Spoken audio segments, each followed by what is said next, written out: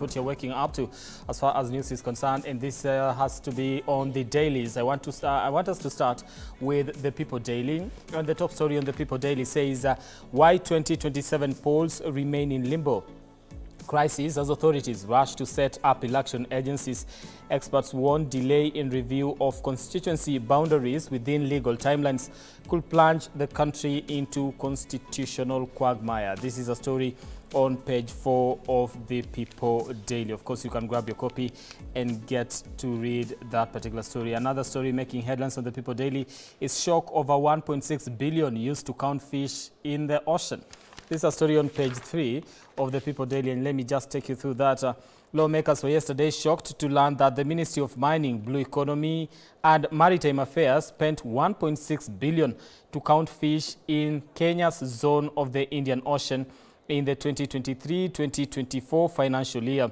Now, members of the Committee on Blue Economy, chaired by Marakwet East Member of Parliament Kangogo Bowen, also heard that the ministry had budgeted for a total of 3.6 billion for the work and is still seeking an additional 600 million in 2024-2025. Of course, this is a story on page 3 of this particular newspaper.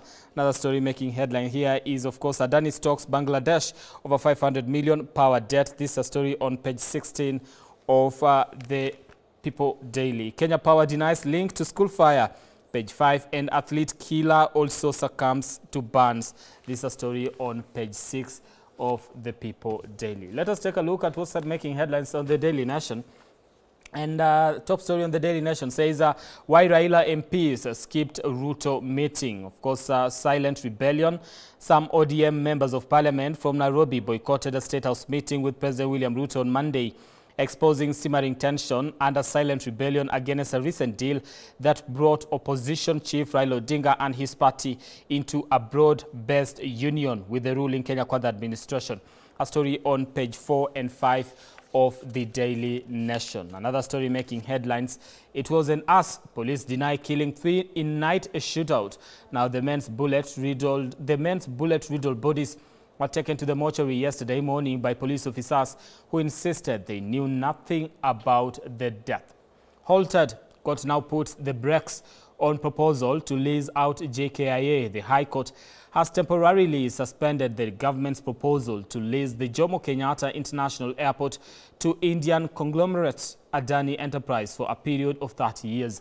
A story on page 2 of the Daily Nation.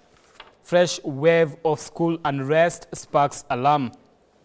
Now, stakeholders in the education sector have expressed concern over cases of unrest in secondary school that have left property worth millions destroyed and some schools closed over the last 2 weeks. Now, the strikes by students in schools across the country are likely to interrupt learning during a time when candidates are preparing to sit the Kenya Certificate of Secondary Education.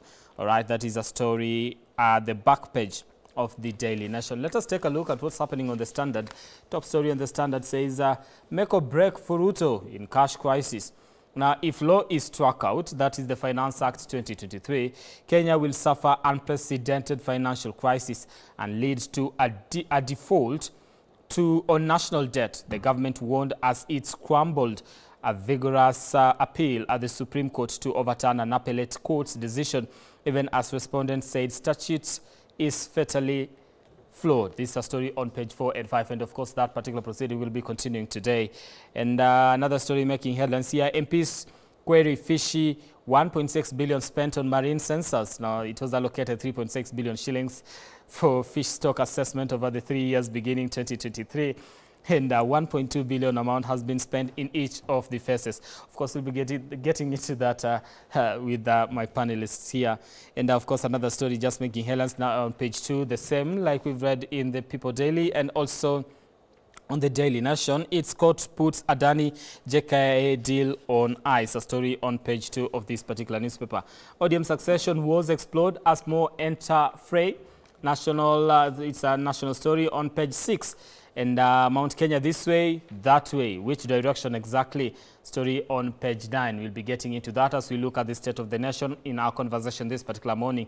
And of course, one thing that has also making headlines on this particular newspaper is a debate that we've been able to see this morning, and that has to do with the United States elections. Of course, it was a face-off between Kamala, who is the Democratic presidential nominee, and Donald Trump, who is the Republican presidential nominee.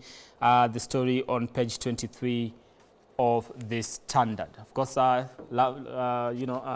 of sports, Arsenal blow in Derby, page 32 of the Standard, right?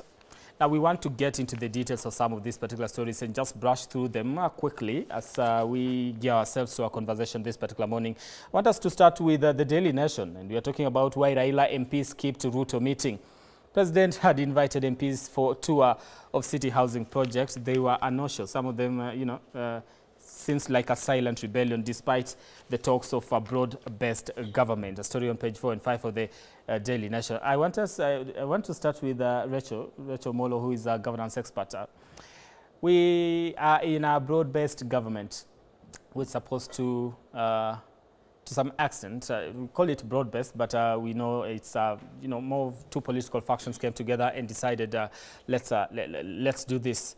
But now there seems to be a silent rebellion. Of course, it's not a decision that was taken, in good faith by all the political, factors, quote unquote, or people that are involved in the other side of each side of the political divide. Right now, it's just months into this particular union, and yet we seem not to have read the memo. What exactly, how broad-based is this broad-based, if at all we are not broad-basing it all the way to the housing projects? Thank you, Brad. How broad-based is the broad-based? It's that, for such formation to have happened, they really needed to have come up with the structure on how they want to operate as two political parties. But this is some information that has been withheld from most people, if not even members of the two political parties. And what is now coming out to be more clearer is that it was more of an individual decision, like His Excellency the President and the Right Honorable Raila Amolo Odinga are having a gentleman agreement that this is the way forward for our country. There was no any structure that you'd say that we have met as ODM leadership and UDA leadership, and this is how we would want to partner on the issues which are affecting our nation. Okay. This is the thing. I used to think in the political formation in this country, most of the time, when the leadership of the party speaks and decides to make a decision and work with several, across the aisle and work with people from the other side of the political divide, then he's definitely speaking for the entire party. I think thanks to Gen Z's, the young constituency, now people are very woke, and you cannot just purport to be doing something and portray a different thing, that you're speaking by both sides of your tongue. And I think for certain MPs, especially for Babu Wino, who said, I wasn't even invited for this particular meeting, we don't know the nitty-gritties of the meeting. We don't know who was sent a memo and who was not sent a memo. I don't want to fault anyone for having skipped the meeting, but if it was in the backdrop of broad-based government, calling for a meeting, like I would want to know, then in my view, then probably what the president ought to have done was to call the leadership of county government, this part Nairobi County, both Azimio affiliated members and UDA affiliated members. If it is for sure that it is a way forward for Nairobi County, then it affects both.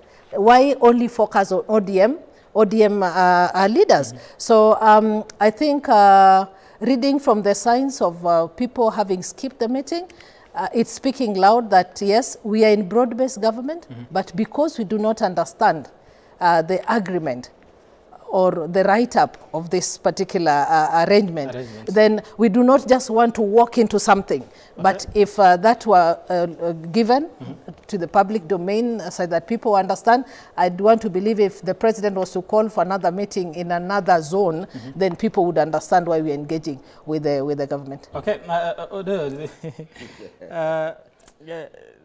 Silent rebellion months, not even months, I believe weeks into this particular agreement.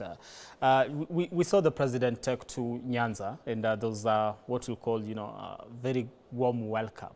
Covered the story, so it was leaders from that particular region welcoming the president and say, from now on we are going to be working with you. We have decided that we are going to work with the ODM party in 3 years.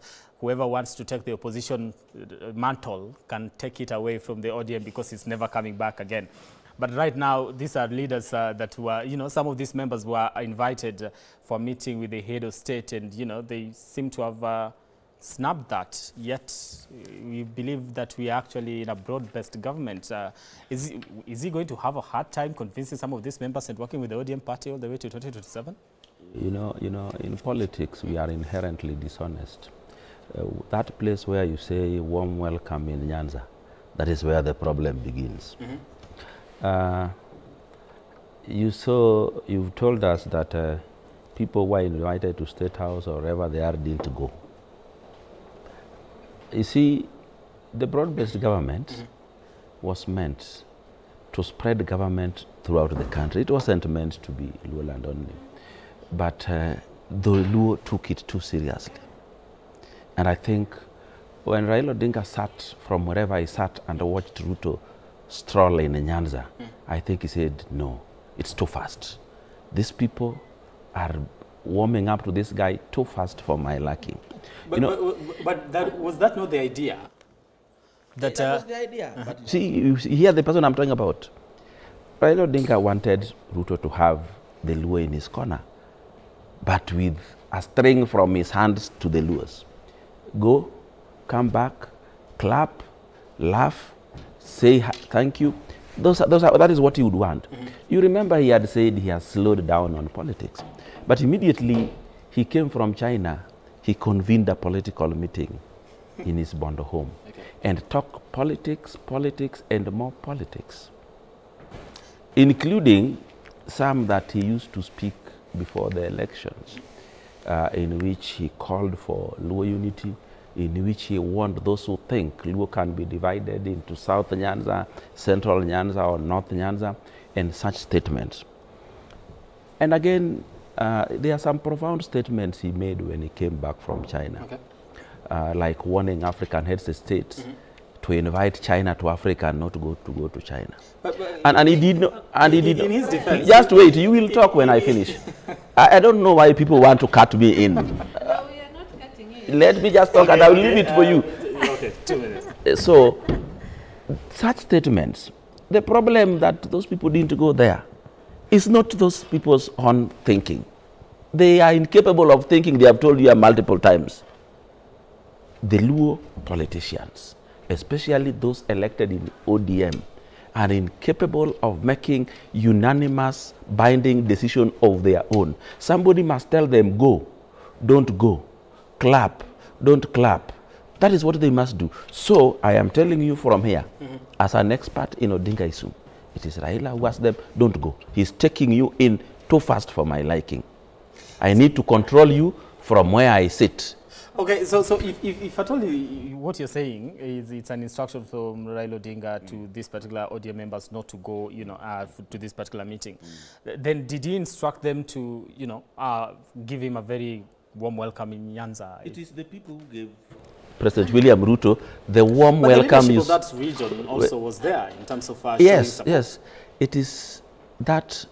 I mean, the people who gave Ruto warm welcome in Nyanza that brought these people back to the drawing table.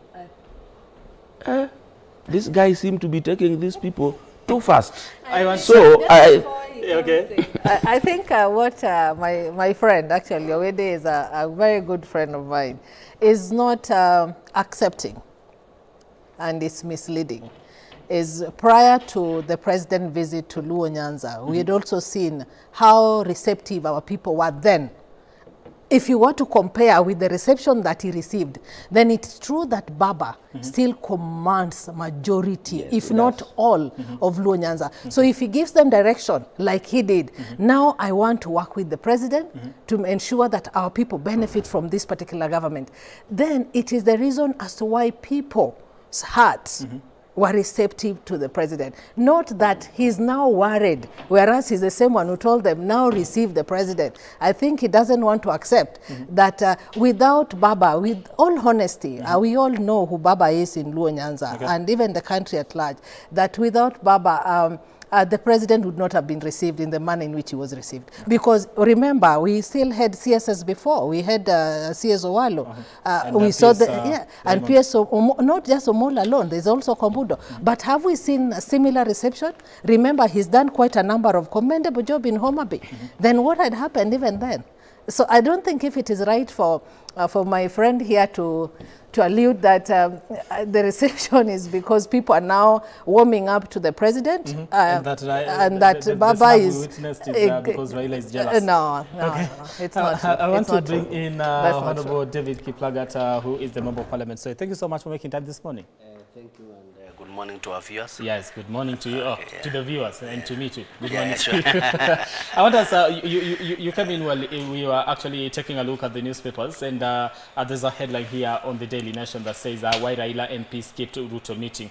Some ODM members of Parliament from Nairobi boycotted a State House meeting with President William Ruto on Monday, exposing simmering tension and a silent rebellion against a recent deal that brought opposition chief Raila Odinga and his party into a broad-based union with the ruling Kenya Kwanza administration. You are a member of Parliament. These are your friends, people you talk to from the corridor, in the corridors of Parliament and all that. Are you in a broad-based government, or you're just struggling to survive with one another? Maybe just to set the record straight is that we are in broad-based government, and the ODM wing of the Azimio is now supporting fully the government. And Awidi, I think, to allude that Baba might not be fully in, you need to look at his proposal to the cabinet. His two deputy party leaders in the name of Oparanya and Joe, and also his chairman to ODM, actually joined the cabinet. So and to the say, minority leader. Yeah, and the minority leader for that matter. So to allude that they might have joined by accident without the involvement of Baba, I think is thinking outside the box. But from where we are sitting, from Bunge, we know clearly, we can see the excitement with the members of ODM, with government, and they really support the government. Maybe to come back to Nairobi. Nairobi has its own unique politics. Just before then, you'll realize that there are quite a number of young politicians who are trying to chart their own way in Nairobi. One of it is Ababu Owino. He has been traversing. You have seen him in Bomasa. You have seen him in Luo Nyanza, trying maybe to inherit Baba or to become a kingpin for that matter. So you will realize within the politics of Nairobi, I think slowly there is a way you handle it, and also looking at the dynamics. Even in the UDA, for example, we also have problems in our members in Nairobi. We have Major Ndong, we have Kakuya. You can see how they are portraying themselves. So maybe there is something we need to look at, especially the relationship between elected members and electors in Nairobi. So, but that is outside the orbit of the reasoning of Baba. Okay. Brian, I think these people didn't understand me. Baba is fully in the broad-based government, but he wants to put a speed governor to how these people are in it. He wants them to go, he wants them to be like a robot, because I'm sure where he sat, when he saw the streets of Kisumu on the second day, he said, no, this is too fast. These people are supposed to be in government, but I think they are running away from me too fast. That is all I said. I did not say Baba does not want these people to be there. He wants to, in fact, it is him who made Ruto get that kind of reception by accepting. But the people overread what he meant with it. The people, I think, took more than Baba gave them. Accept this man, but let him not be your king. Maybe now just to configure our thoughts, I think we might have missed your conception. I think any other politician you want to all power, and the fact that maybe within the broad-based government, Raila felt that his troops might be moving as fast as he could catch the pace. Maybe he was trying, I can agree with you, maybe he was trying to tell them this is the modus operandi. Yeah, I'm also hypothesizing based on what Awidi is saying, like any other kingpin for that matter. But if you're walking out of local politics, and that's an announcement that you've made, should you be worried if at all? What I can tell you, you know, you're also imagining too much. Yes. Raila cannot work out of local politics. Because you can tell me it is more choosy to be in the Kenyan spheres of controlling politics than to be somewhere in Ethiopia. So even if say that maybe some of these members of parliament just keep this because of their, you know, it's independent.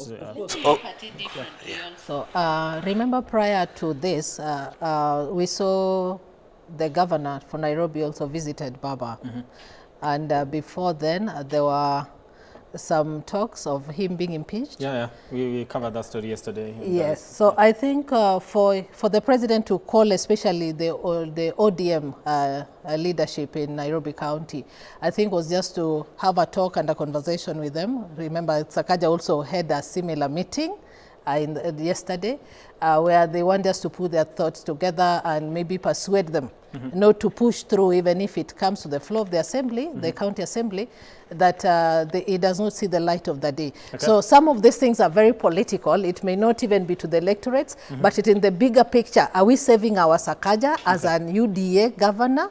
Maybe that's one of the reasons why I'm just speculating. All right, and I want us to take a break, but before we do that, I'm going to give each one of us a minute to just comment on fresh wave of school unrest sparks alarm. Stakeholders in the education sector have expressed concern over cases of unrest in secondary schools that have left property worth millions destroyed and some schools closed over the last 2 weeks.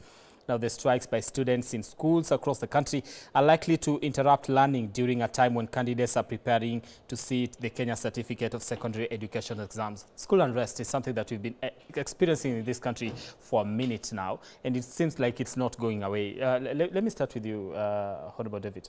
Maybe before that, I would like to sincerely pass a message of condolences to the students and the peoples we lost in the Ndarasha fire incident. It was quite unfortunate, and we believe investigations is going to be done so that permanent solutions can be established to avoid such incident again. On the issue of fire incidents that are happening currently, especially in our secondary schools, I think there has been a pattern for quite a long time that whenever we are nearing national exams, the KCSE exams, students tend to do some things that is outside their norm, including burning properties, burning school infrastructure. Okay. And this thing needs to be investigated so that also the education is within the education ministry can try to find a solution as to why, what is the relationship between the nearing of KCSE exams and also the riots and burning of property in our secondary schools. Okay. There seem to be some similarities that needs to be handled. Rachel, a minute. Thank you. My thoughts too, this has happened, and sorry to say that I'm one of the people when I was in high school then, we also did one. So what is the motivation behind this? I wasn't part of it, but the motivation then was fear.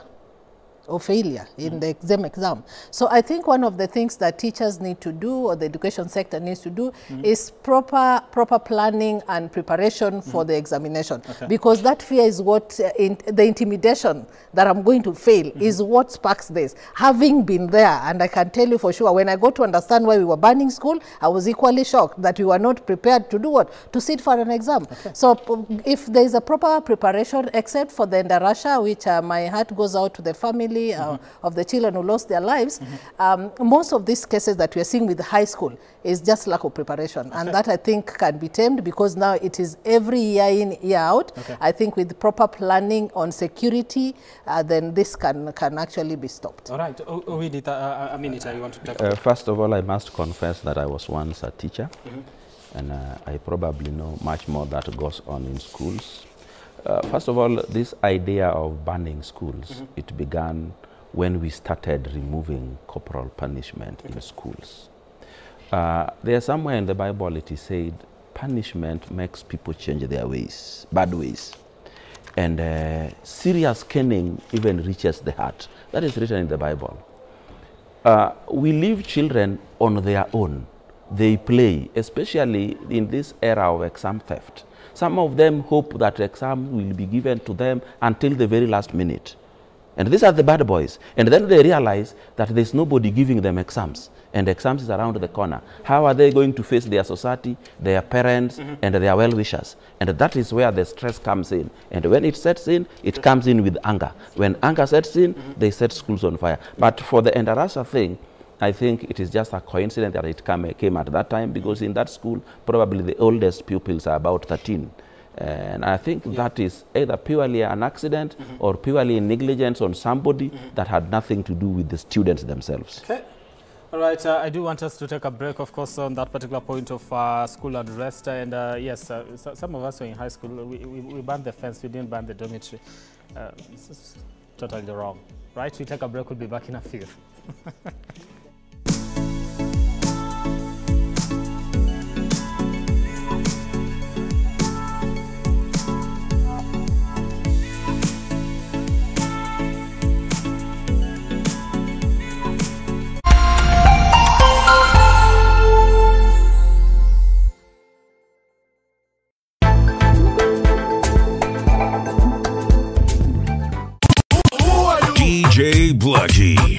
K24 TV Mix Master. Leon finished Like a boss. Antaka this, antaka that. Yo, when it comes to playing the best music videos, we've got you covered.